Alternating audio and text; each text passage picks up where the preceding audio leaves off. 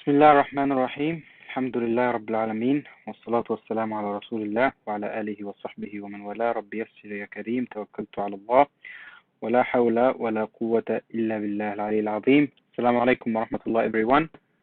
Sorry for the delay. Can everyone hear me inshallah before I start? If you can hear me, kindly let me know in the chatting box.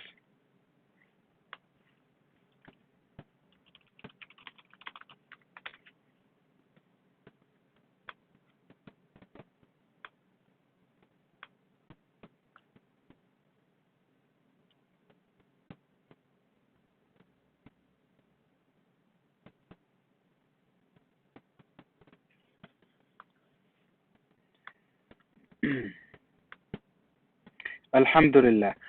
So I am not today chatting from my office. I'm not chatting. I'm not live streaming from my office. So I apologize for the audio quality. It might not sound as good as I wanted it to be. Um, and so I really appreciate your patience with me today. Again, today is going to be a very short session. We're going to cover the last two ways of proving the existence of God from what is known as the five-way, and the five-way is basically five ways of refuting the idea that God does not exist. So we are trying here to prove the existence of God, but without really having to look at what our religion says. Because the reason we are using this method is there are different reasons. Number one, we want to be able to prove the existence of God to people who don't believe in our religion. So we cannot definitely say to them, the Quran says this or the Prophet says that. So we actually want to prove the existence of God to people who don't believe in our religion or don't believe in any religion at all. And therefore, it is logical and reasonable proof or proofs of the existence of God. In addition to that, it is to protect us from any tendencies towards, atheism, or some people have doubts about their religion. And when someone has a doubt about their faith, we usually cannot really remove that doubt and relieve that doubt using religion itself, because again, they actually have doubt about religion. So I cannot use the religion itself to remove that doubt. We've looked at three ways so far. If we remember, the third way was from necessity, possibility and necessity. Things are possible, and they can become, they move from, from the realm of possibility to the realm of existence through something else that made them that way. We also looked at the way from nature and what we call the efficient cause. Everything has a cause, and ultimately we go into this chain of cause and effect until we reach God. And the first way, we said, comes from the argument from motion, that everything moves and grows, and that in order for it to move, there has to be a mover, and that mover we call God. Now, we're going to look at the fourth way, which we say it's taken from gradation to be found in things. What is gradation to be found from things? Let me kind of say the argument in a nutshell, then actually read it from the words of St. Thomas Aquinas, and then summarize it one more time, so this way it kind of stays in your mind. What we basically say here is that we find gradation in things. Things are gradual. They go step by step. You are not born an adult. You are born, first you are a fetus, and then you start, you grow inside the womb, and then you are born, and then you are a baby, and then you are an infant, and then you are a teenager, and so on and so forth. So there's kind of gradation. Things happen gradually. And not just things happen gradually, but we also say things happen within a scale. Some are better or worse than others, and we kind of judge whether something is good or bad according to a scale. Um, so almost like comparison, we compare things to each others. So when I say you are smarter, you are smart, in my mind and in my in our conversation, when I say you are smart, what am I actually measuring your smartness or your intelligence against? Are you smarter than a fly? Are you smarter than a dog? Are you smarter than a donkey? Are you smarter than, you know, a human being that's similar to you in age and culture and education, everything? Are you so we kind of measure things. Some things are better than others. That's that's the gradation that we mean here. Like things has a grade. It's just like moving from one grade to another, for example. Now, in order for us to give something a grade, whether it is hot or cold or smart or strong or big or small, we have to have what we call a reference to something that is the best in the thing we are trying to compare it to. Okay, let's give an example. A thing is said to be hotter according as it more nearly resembles that which is hottest. What does this mean? When I say this tea is hot, what is the reference I'm referring to here? Fire. So fire is the hottest thing that we as humans kind of experience, or like we touch it and we feel it. And then when we go outside in a hot summer day like today, we say it's hot. In my mind and your mind and everyone's mind, we're kind of comparing and understand this hotness in reference to fire. Okay? As in, if someone does not know what fire is, imagine we have an alien coming to visit our planet tomorrow. Why tomorrow? Right now. We're all get dressed, everyone. We're going to go meet an alien.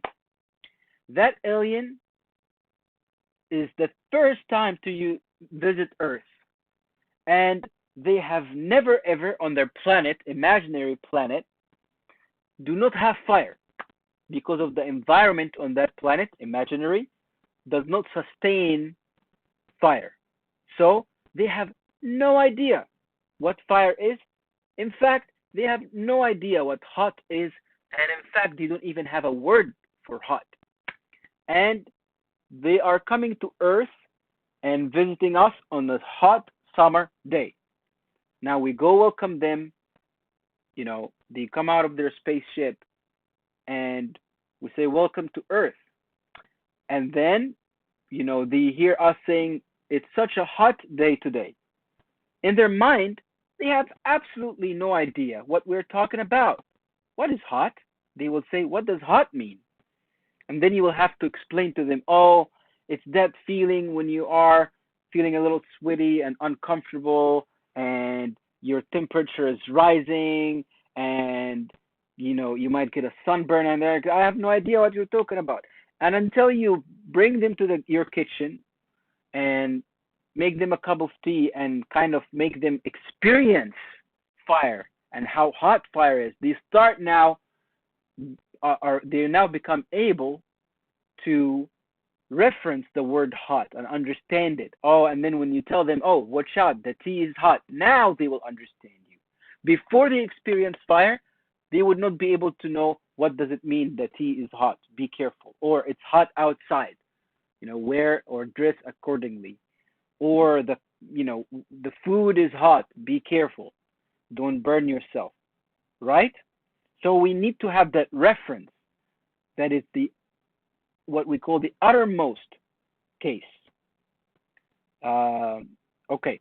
Now the maximum in anything or in any category of things, we call that the cause of all in that category. The cause of it.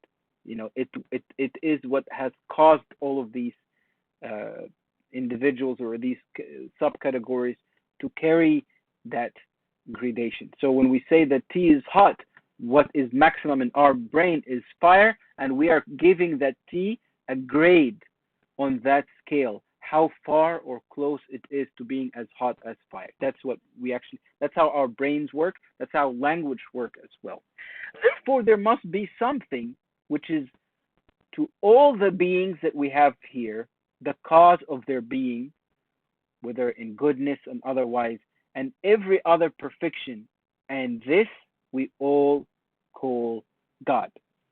I hope that kind of makes sense. Now let's look at what St. Thomas Aquinas says to explain this whole situation to us.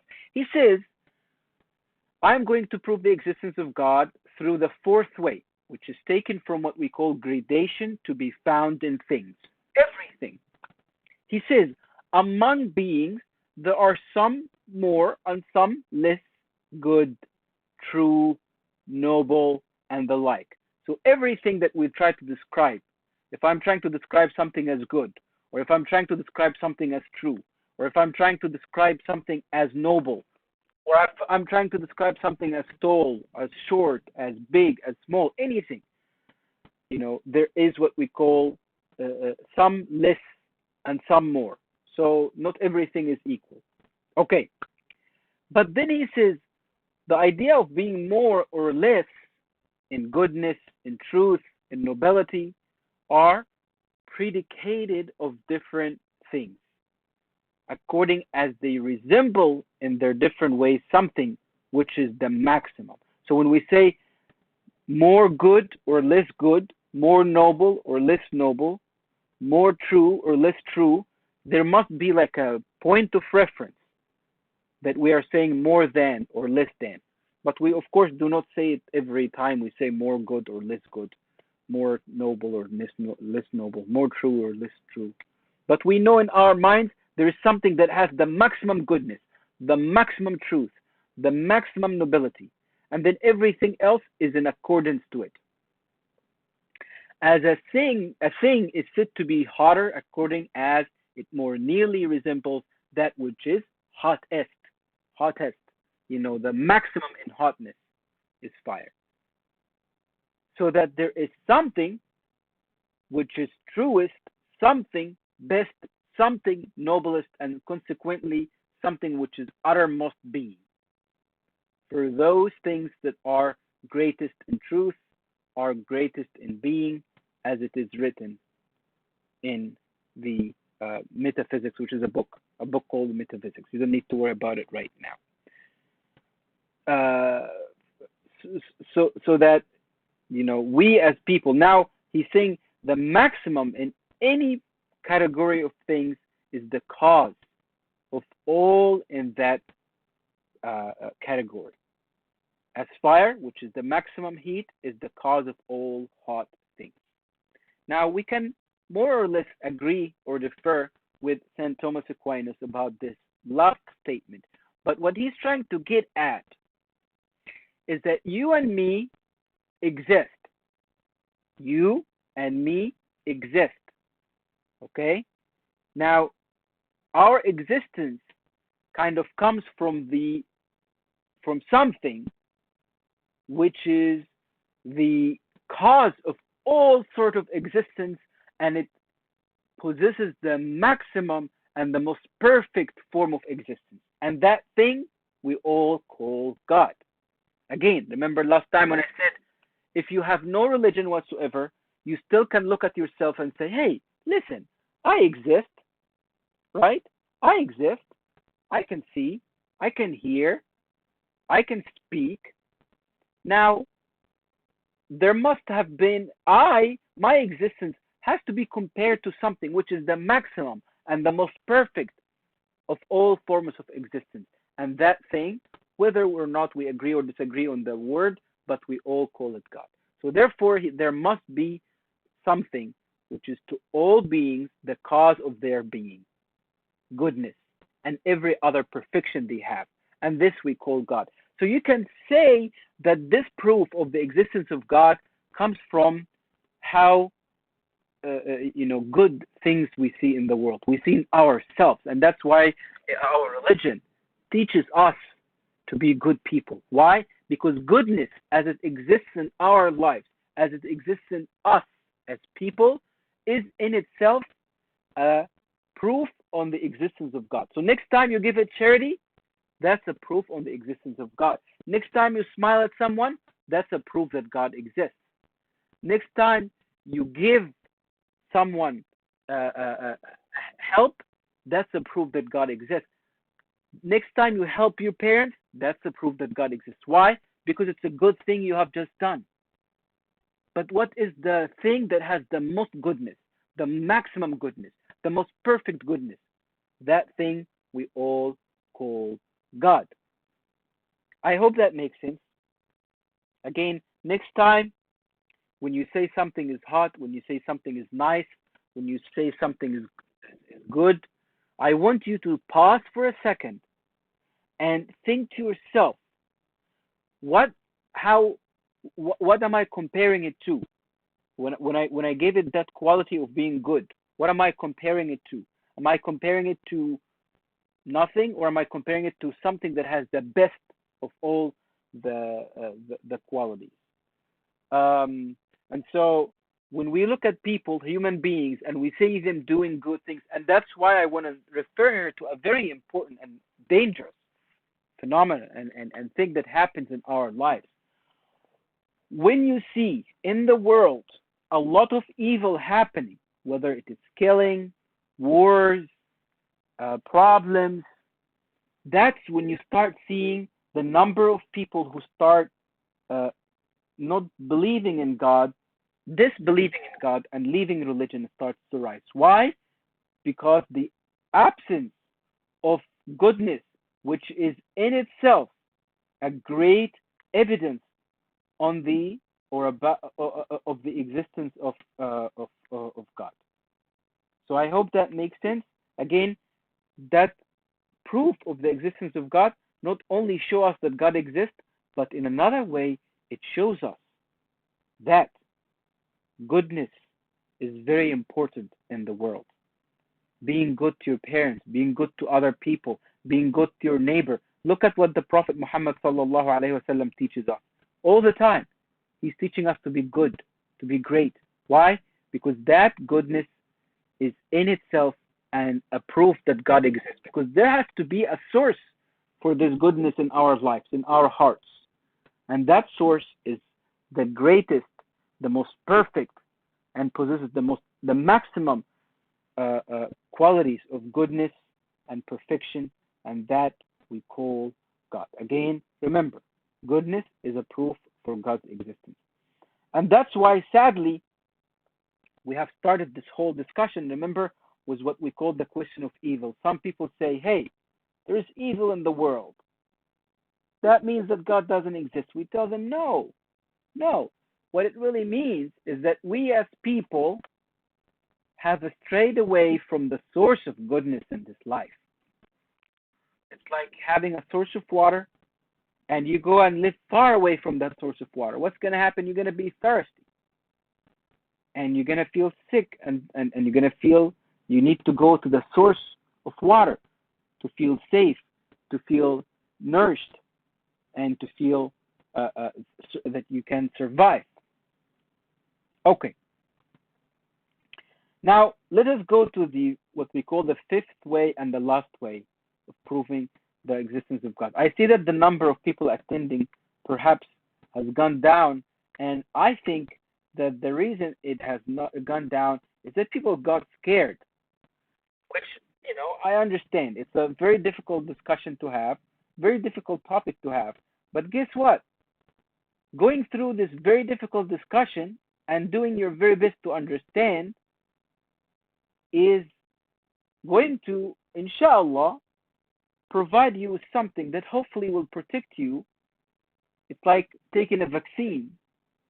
Sure, when you take a shot, it hurts, but it hurts for a second, and you protect yourself, hopefully, in life from a disease that's otherwise lethal. Now, imagine that class is a shot, and you are trying to protect yourself from disbelief or atheism or having wrong understanding of God. Again, it might be a difficult discussion, difficult to understand and wrap your mind around it. But would you rather go through the difficulty of this discussion and this class and be protected, or and have some of the greatest questions in life answered, or would you rather to just take the easy way out? And again, we'll go to the all the other things about the names of Allah, prophets, and all of that. But this is a necessary introduction to see that it's possible for us to believe in the existence of God even without even without what we call like a belief system or a religion that that we need to use to prove that God exists. Okay, now the fifth way is simple, or I hope that it's simple. Let's take it one sentence at a time. He says, the fifth way is taken from the governance of the world. What does it mean, the governance of the world? Look at the world around you, and you will see that it's working according to certain rules and regulations, just like a government in the city or the country will put rules and regulations. When you go on a drive, you want to get into the car and drive the car. What does your parents say? No, you don't have your driving license yet. If you go, you will be breaking the law. And if you break the law, you will get into trouble. So government puts certain rules and regulations for the way people act and behave in the country. Same thing, Allah put rules in the world. The sun rises from the east, and and then the sun sets in the west. There's the rule of the law of gravity. The law of many different physics, laws of physics, and laws of that we 1 + 1 = 2. Mathematics is a way of governing the world. We never see that law being broken, except if it was a miracle that Allah subhanahu wa ta'ala, the one who put that law, can violate it and can break it in a way that makes it miraculous. So we never add 1 + 1 and we find that the sum of both is 4. We never find that. So we call this the way of the governance of the world, how the world is being governed. We see that things which lack intelligence, such as natural bodies, act for an end, and this is evident from their acting always or nearly always in the same way as to obtain the best result. So he's saying that Allah subhanahu wa ta'ala created things in the world that we look at, and they kind of act almost as like, without thinking. They don't have a brain in themselves.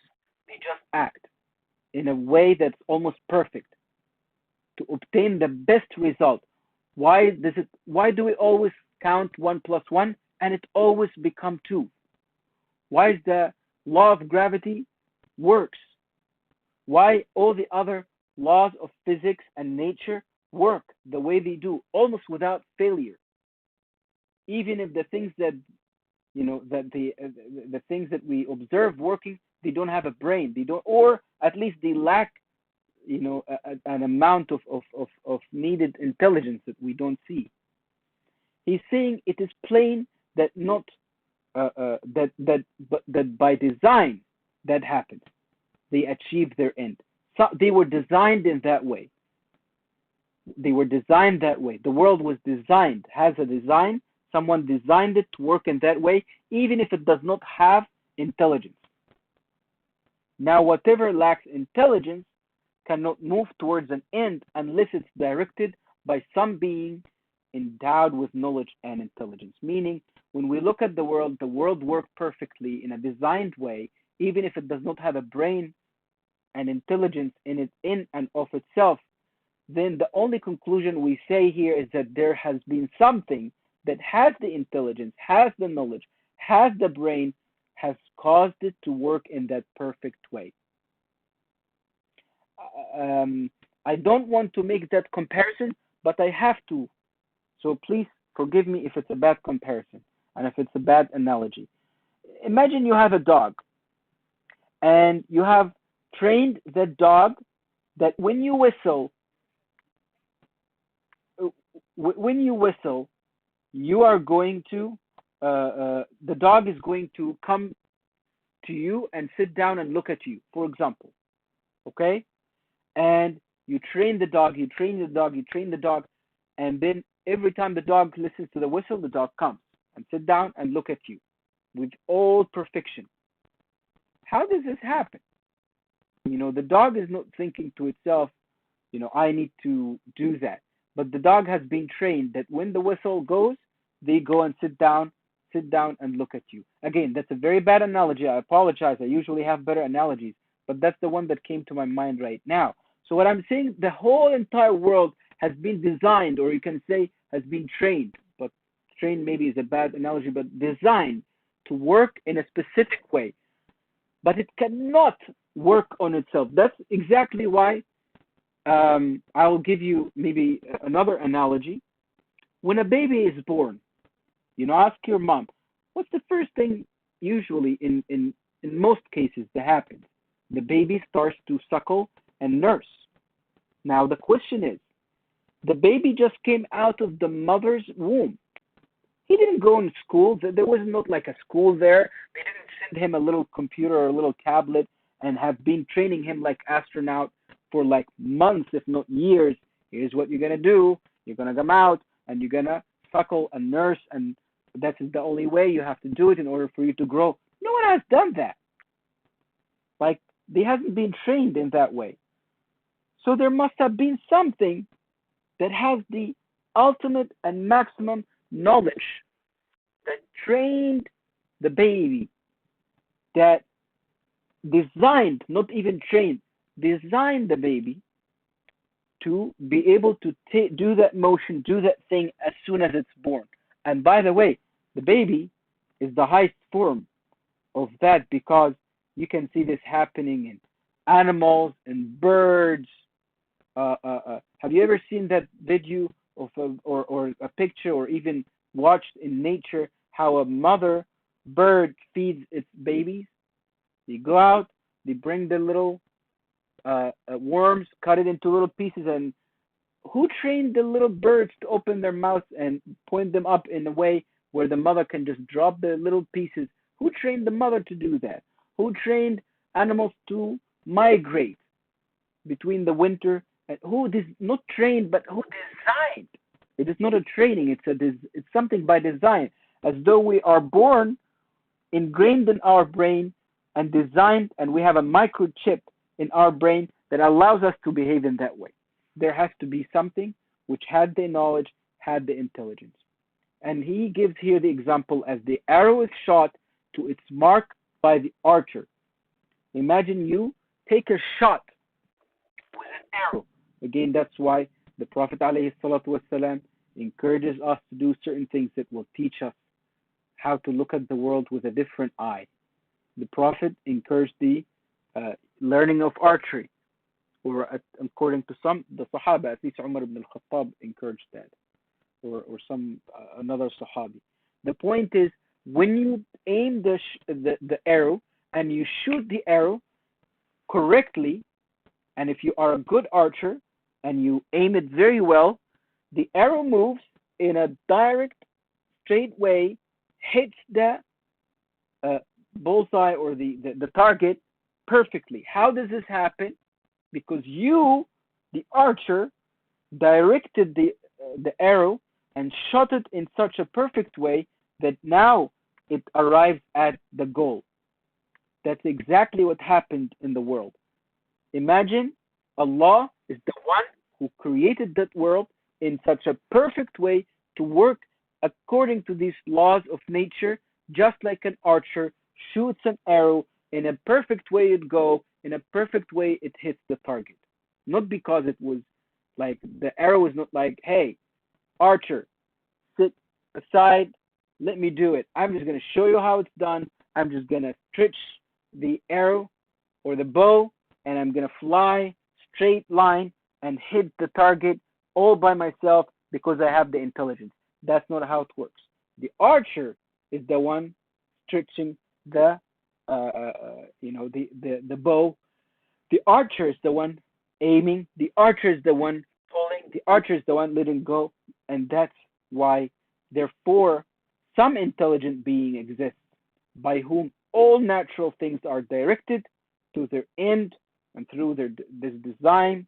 And this being we all call God. And that's why you read in the Quran now, when we read the Quran and we read that Surah Fatir, that Allah subhanahu wa ta'ala is the Fatir, and Fatir meaning the one who has designed that world, not according to any plan that existed before. Alhamdulillah, فاطر السماوات والأرض جاعل الملائكة رسلا أولي أجنحة مثنى وثلاث ورباع يزيد في الخلق ما يشاء. What does this mean? Alhamdulillah means Alhamdulillah, praise be to Allah, who did what? فاطر السماوات والأرض. The word فاطر is extremely important because it means Allah subhanahu wa ta'ala has Allah subhanahu wa ta'ala has designed the world from scratch and designed it in a way and created it in such a way that is unique. You and me, when we try to build something, what do? We say, let's go to YouTube, let's look online, let's read a book, because we need a plan. We need to see what other people did. Allah created this entire universe with no plan. جَاعِلِ الْمَلَائِكَةِ رُسُلًا. He created the angels, made them with different designs. يَزِيدُ فِي الْخَلْقِ مَا يَشَاء. He increases in creation what He wills. إِنَّ اللَّهَ عَلَى كُلِّ شَيْءٍ قَدِيرٌ. Allah is over all things competent and capable. Why are we saying that? Because again, that proof of the existence of God comes to us from the way the world is governed, the world is working. Not governed meaning the government here in America or the government in Europe or the government in Africa. No. What we say here about the way the world is governed, what we mean here is the way the world works. 1 + 1 = 2. The law of gravity. The law of, to every action there is a reaction. The law of energy does not لا تفنى ولا تستحدث من عدم, meaning energy does not go obsolete and does not cannot be created from nothing. All of these what we call the laws of physics. How the law of physics exist in the world? The law of physics exists because God created them. There is no other explanation. We cannot say they came from themselves. If someone comes and says to us it came from themselves, then we tell them that you came from yourself. Your mom and your dad do not exist. They will say, no, I have a mom and a dad. We tell them, where does your mom and dad come from? And then we keep going into that chain until we go back to the first cause, the first creator, the first mover, okay? The one that possesses all the perfect, unique qualities, and finally the way the world is designed. So we may be able to say that the fifth way, we can call it the way of design. So how you prove that God exists, guys? If you don't, know much Quran, you don't know much Arabic, you don't know much about Islam, and someone comes to you at school and says, by the way, God does not exist, you say, good joke. I have 5 ways to tell you how God exists. At least the way of design. You tell them, hey, look at the world. It's designed to work in a specific way. We agree or disagree whether it is now, we like that way or we don't like that way. Someone might say, hey, I want the sun to rise from north and, sit in the south. That's not our point. Our point is now there is a system and there is a design, and that design but always never fail us.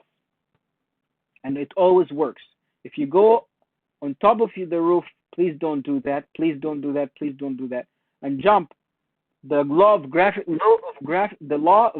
will always work. Will always work. It will never fail. You will never ever go and then jump and then after 1,000 times of trying, oh look at that, I'm flying. The law of gravity is not is finally I finally was able to crack the law of gravity and be able to go around it. No, it will always work. Why? Because God designed it to work and designed the world in that way. And therefore there has to be someone who is that creator, that designer, what we call him Fatir. Allah subhanahu wa ta'ala is the Fatir, meaning the designer of heavens and earth in such a way. All right, guys, it's 4:39. I think that's enough for today. Next time we're gonna meet and we're gonna have an open discussion. Bring questions. Look at the things I've sent. If there's nothing you cannot understand or you don't understand, bring it next time. I promise it gets better. It gets easier from here. Like the toughest thing to crack is the existence of God. If it was that easy, we would not have seen many people inclining towards atheism these days. But it's not. And because it's not easy to be able to explain it in such a logical and reasonable way, we have to go through some hard mental work here. So I appreciate the people who stuck with me, who are patient with me, and who are trying to benefit as much as possible. I'm going to be online for 5 more minutes. If you have a pressing question, send it to me. If you don't, I meet you next Friday over Zoom. Bring your questions and let's have a lively and fun discussion about the 5 ways of proving the existence of God. Thank you so much. Jazakumullah khair. Wassalamu alaikum wa rahmatullahi wa barakatuh.